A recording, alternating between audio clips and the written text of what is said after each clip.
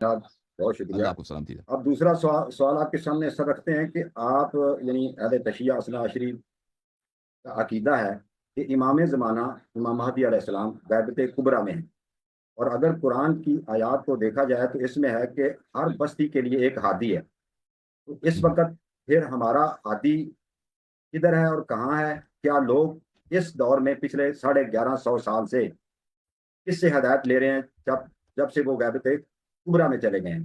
کیا اس وقت بھی کچھ ایسے افراد، کوئی ایسا گروہ، کوئی ایسے انصارین حوارین موجود ہیں جو لوگوں تک ان کے پیغام کو، ان کی تعلیمات کو بھیج رہے ہیں؟ اور دوسرا نیز شہنشاہ سید شہنشاہ نقوی صاحب نے یہاں کہا تھا کہ یہ جو لوگوں کے اندر یہ تاثر ہے کہ وہ یہ تنزن تان کے طور پر کہتے ہیں وہ غار میں غائب ہیں، قرآن پاک ان کے پاس ہے، وہ کہہ رہے تھے کہ یہ ہمارے اردا گردی وہ کیا پتہ ہو سکتے ہیں، وہ جب ظاہر ہوں گے تو سامنے آ جائیں گے۔ تو سوال یہاں یہ ہے کہ اب ہادی کون ہے؟ کیا وہ ملاقات کر رہے ہیں کسی سے؟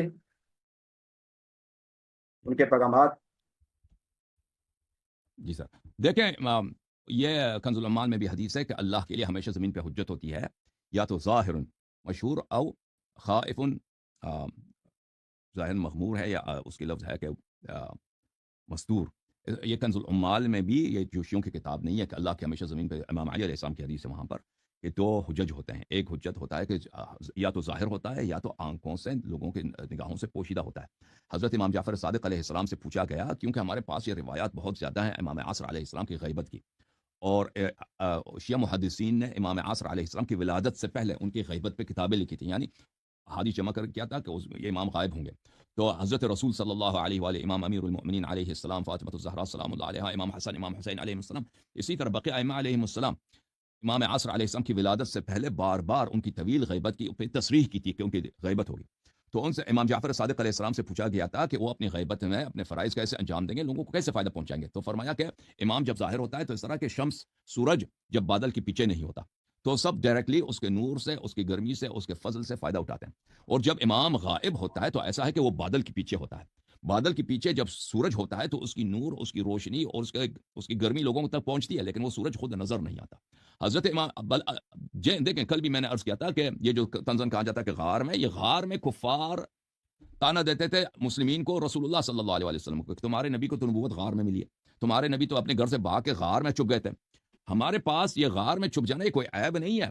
اگر کوئی شخص با تقویٰ ہے، صراط حق پر ہے، وہ چاہے اپنے گھر میں ہے، چاہے غار میں ہے، چاہے مکہ مکرمہ میں ہے، یہ اس میں کوئی فرق ہی نہیں ہے جب تک اللہ اس سے راضی ہو۔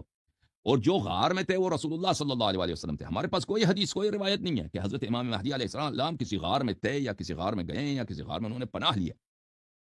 اچھا، غار میں جو نبی صلی اللہ علیہ وسلم تھے یا اصحاب کہف ہیں، وہ ان کی کہانی غار کی نہیں ہے۔ امام عصر علیہ السلام جب ظہور فرمائیں گے، احادیث میں ہے کہ لوگ یہی کہیں گے، ان کو تو ہم ہمیشہ دیکھتے تھے، یہ تو وہ شخص ہیں جن کو ہم ہمیشہ دیکھتے تھے، ان کے سے ہماری ملاقات ہوئی ہے، لیکن ہم نہیں پہچان سکے تو اس وقت کے امام مہدی علیہ السلام۔ ان کی غیبت کی مثال اس طرح ہے جیسے حضرت رسول صلی اللہ علیہ وآلہ وسلم اعلان بعثت سے پہلے مکے والوں کے درمیان رہتے تھے۔ مکے والے جانتے تھے کہ یہ شخص کون ہے، یہ صادق ہے، یہ امین ہے، یہ سچا آدمی ہے، یہ اچھے کاموں کی ترغیب دیتے ہیں، برے کاموں سے منع کرتے ہیں، یہ امانت دار آدمی ہے، نیک آدمی ہے، پڑوسیوں کا خیال رکھتے ہیں۔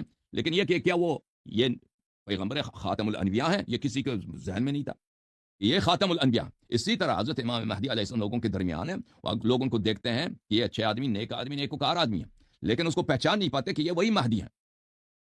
مہدی ہیں جو حضرت امام حسن عسکری علیہ السلام کے صاحبزادے ہیں اور رسول صلی اللہ علیہ وسلم کے وارث ہیں، مگر یہ کہ وہ خود اپنے آپ کو کسی سے معرفی کر دیں، کہ کسی ایسے شخص سے معرفی کر دیں۔ دنیا میں ایسے افراد بہت سارے ہیں جو حضرت امام عصر علیہ السلام کو جانتے ہیں، پہچانتے ہیں، یا ان سے ملاقات کرتے ہیں، لیکن وہ ہمیشہ یہ ہوتی ہے کہ کیونکہ غیبت کا تقاضا یہ ہے کہ ان کو حکم ہوتا ہے کہ ان کے زبان پہ زپ ہو، ان کی زبان پہ تالے ہوں، وہ اپنا زبان کہیں نہ کھولیں۔ تو ان ایسے شخص کو بتائے، وہ نہیں بتاتے جو رازداری نہیں کر سکتا۔ تو ایسے افراد ہیں دنیا میں جو امام علیہ السلام سے ملتے ہیں، ان کے اوامر بجا لاتے ہیں۔ یہ عرض ہے امام عصر علیہ السلام کی۔ اور یہاں پہ مثلا بہت سارے کتاب ہے، مثلا کتاب ہے مرزا نوری رحمہ اللہ کی النجم الثاقب، ایک بہترین کتاب ہے النجم الثاقب، امام عصر علیہ السلام کے احوال عصر غیبت میں۔ وہ میں سمجھتا ہوں اردو زبان میں بھی اس کا ترجمہ ہو چکا ہے، جو حضرات دیکھنا چاہتے ہیں اس کو پڑھیں، وہ بہت بہترین کتاب ہے النجم الثاقب، محدث نوری رحمۃ اللہ علیہ کی۔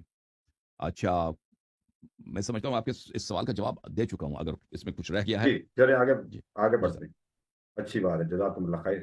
یہ سوال ہے سر، یہ جو اس ارشاد بھٹی کے نہیں ذکر کیا تھا اور علامہ صاحب نے جواب بھی دیا، تو یہ جو خمس ہے اور زکوٰۃ ہے پاکستان میں جمع ہوتا ہے، یہ ظاہر یہ جو خمس وغیرہ ہے یہ تو ائمہ کو دیا جاتا تھا. صحیح تو یہ میں تھوڑا سا یہ کچھ سوالات میں کچھ معمولی سی چیزیں میں نے ایڈ کی ہیں, اگر آپ کی صحیح, کوئی اجازت ہو بات تو میں نہیں. وہ دیکھیں ہاں زکوٰۃ کا حکم اہل بیت علیہ السلام کے نہیں روایات میں یہ ہے. ایکسکیوز می جی ایکسکیوز می تھوڑا جی سا رہ گیا تھا. جی جی پاکستان میں جمع ہوتا ہے تو انہوں نے فرمایا کہ ہم ولایت جو فقی ہیں بغداد سے اور ایران سے, ہم ان کی ہدایات کے مطابق ان کے اس کا مصرف کرتے ہیں.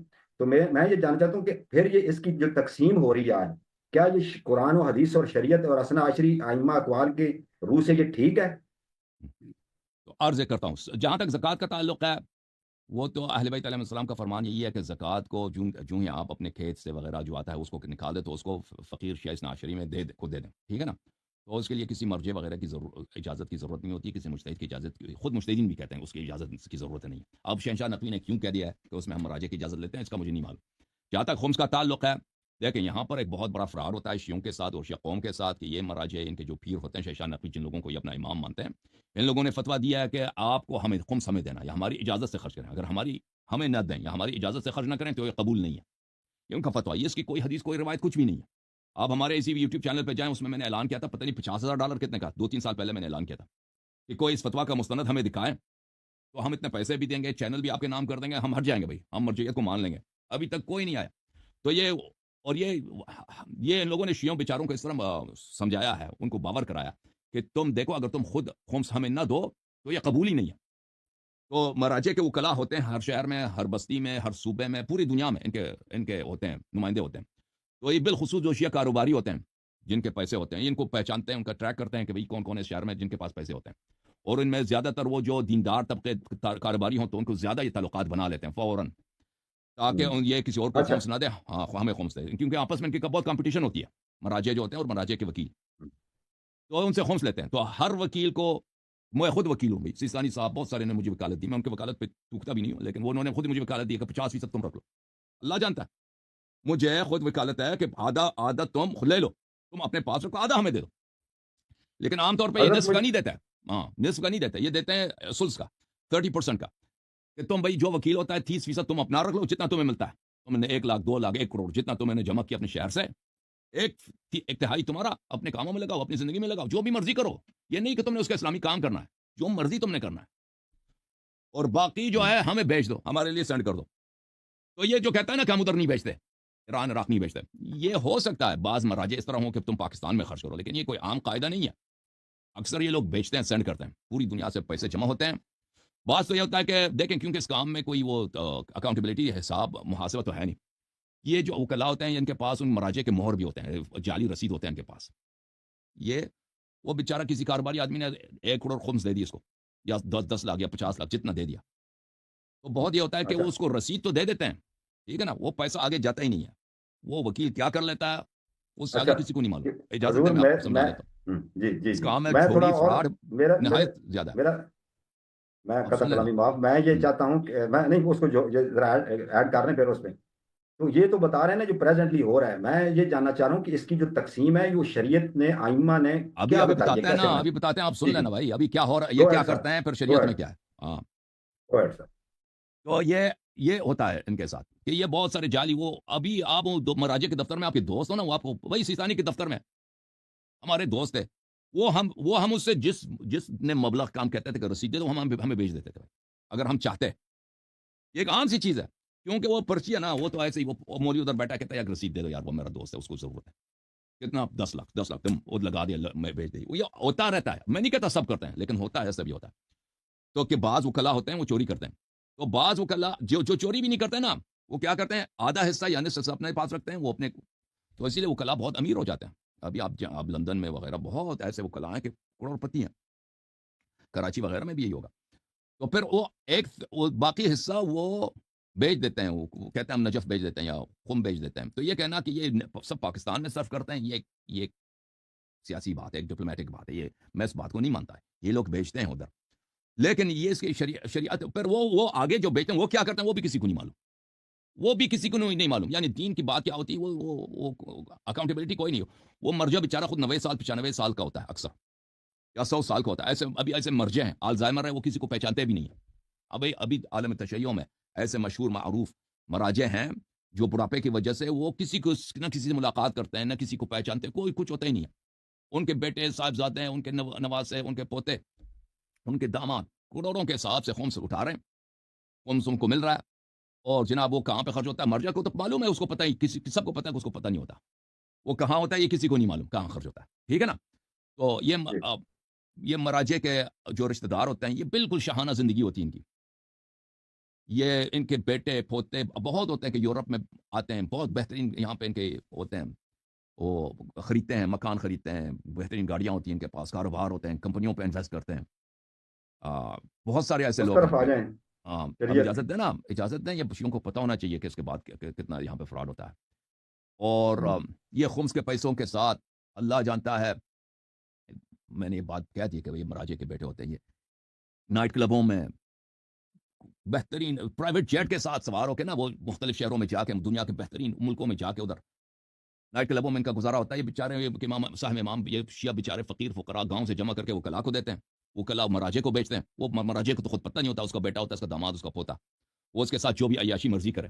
اچھا، شریعت میں اس کا کیا حکم ہے؟ صاحب امام علیہ السلام کا حکم یہ ہے، دیکھیں میرے اس کے متعلق میری تقریر ہے اسی چینل میں، خمس کے متعلق کہ خمس کیسے خرچ کیا جائے، 2-3 مختلف زبانوں پہ میری تقریریں ہیں، آج تک یہ مجتہدین اصولیون کا ایک مولوی نہیں آیا کہ بھئی آپ غلط بیان کر رہے ہیں، آج تک، حالانکہ میں نے اعلان بھی کیا ہے کہ بھئی یہ اٹھا لو، یہ چینل تم اٹھا لو، تم اپنے فتویٰ کا مستند ہمیں دکھا دو، یہ چینل بند کر دیتے ہیں ہم، یہی کافی ہے مرجعیت کے ابطال کے لیے، اس کے بطلان کے لیے کہ یہ خلاف نص فتویٰ دیتے ہیں۔ نص کیا کہتے ہیں؟ نص یہ ہے کہ خمس کو حضرت امام عصر علیہ السلام کی نیابت میں ان کی جانب سے بہترین کار خیر میں صدقے کے طور پہ خرچ کیا جائے، کوئی ضروری نہیں کسی مرجع کو دے دیں، آپ خود یہ کام کریں، یا کسی اور مومن بھائی پہ آپ کو اعتماد ہے، کوئی اچھا سا کار خیر ہے، امام عصر علیہ السلام کی نیابت سے وہاں پہ خرچ کریں گے، یہ ہے خمس کا مصرف، اوکے ارے بھائی، لیکن فی سر اس میں الحال جو اس آپ کے ساتھ بہت بڑا فراڈ ہے۔ جی جی۔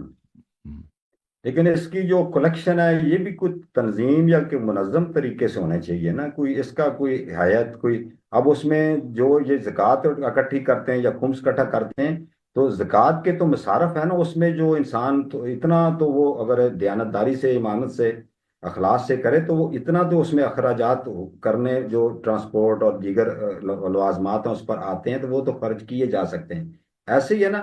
تو یہ کس طرح انڈیویجول تو نہیں، یہ کسی زکوٰۃ نظام کا کے ہو تحت سکتا ہی؟ ہے، زکوٰۃ کو زکوٰۃ جو جمع کرتا، عاملین زکوٰۃ جو ہوتے تھے نا ائمہ علیہ السلام کے زمانے میں، تو ان کا تو خرچہ ہوتا تھا نا، زکوٰۃ ہی سے وہ اپنا خرچہ اٹھاتے تھے، وہ الگ سسٹم ہے نا زکوٰۃ کا۔ زکوٰۃ کے متعلق یہ تو نہیں کہتا ہے نا، مراجع تو نہیں کہتا ہمیں دے دو، لیکن شاید اب فتویٰ ہو ان کا کہ ہمیں دے دو، لیکن اس طرح نہیں ہے، حدیث میں تو کچھ بھی نہیں ہے۔ زکوٰۃ یہ فقیر کا اچھا حق ہے، اچھا امام علیہ السلام کو بھی کے لیے بھی بیچ سکتے ہیں، لیکن وہ مسکین فقیر کا حق ہے، زکوٰۃ کا جی، مصرف وہی ہے۔ وہ بھی مساکین میں خرچ کرتے تھے، صحیح ہے۔ مساکین میں خرچ آگے ہونا بڑھیں۔ چاہیے، جی ہاں، جی بسم اللہ کریں۔